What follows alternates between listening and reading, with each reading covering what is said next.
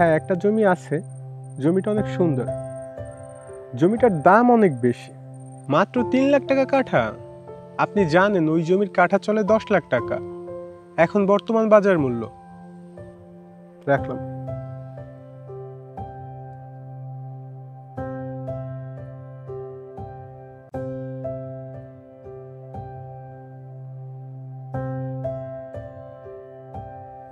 আসসালামু আলাইকুম দাদা ভাই। ওয়ালাইকুম আসসালাম। আপনার সাথে আমার খুব জরুরি একটা কথা বলার ছিল। আচ্ছা, কি বলবো বলো, শুনি। আমার একটা জমি বিক্রি করা খুবই দরকার। আপনি যদি একটু ব্যবস্থা করে দিতেন তাহলে অনেক ভালো হতো। তোমার জমির যে দাম, মনে হয় না বিক্রি করা যাবে। তারপর আমি চেষ্টা করে দেখবো অনেক। আমার অনেক টাকার দরকার, তাই এই জমিটা বিক্রি করা আমার অনেক প্রয়োজন। বুঝতে পারছেন? আচ্ছা, তাহলে তুমি যাও, আমি তোমাকে পরে জানাবো অনেক। আমি একটু হিসাব নিকাশে ব্যস্ত আছি।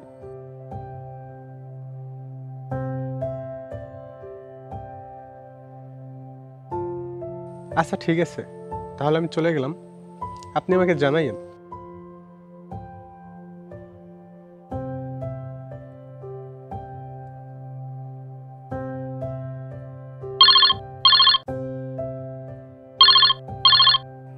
করলেন, ওকে।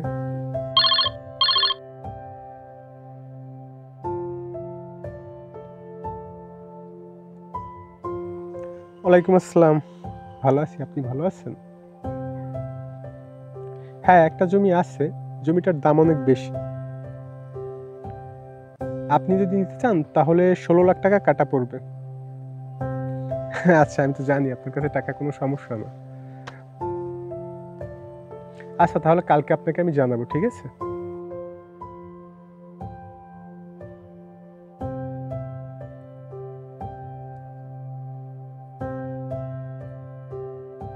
তাহলে ওকে একটা কল দিয়ে বলি যে একটা কাস্টমার পেয়েছি। আচ্ছা, ঠিক আছে, ওর একটা কল করি।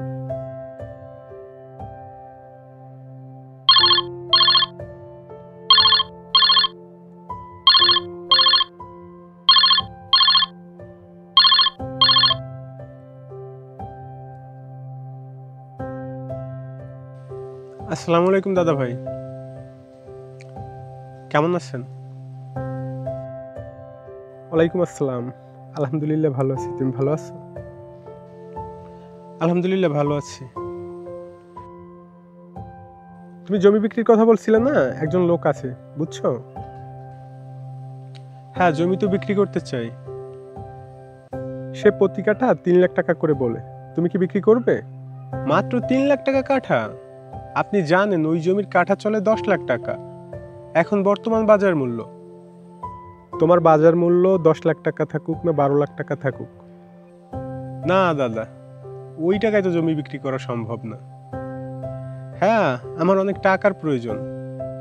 এর জন্য জমিটা তো আমি ফ্রি দিয়ে দিতে পারি না মানুষকে। আমার যদি জমি বিক্রি করতে মন চায় আমি আপনাকে বলবো। আচ্ছা, ঠিক আছে, তুমি ভালো থাকো, পরে কথা হবে। রাখলাম। আচ্ছা, ঠিক আছে, তাহলে ভালো থাকেন।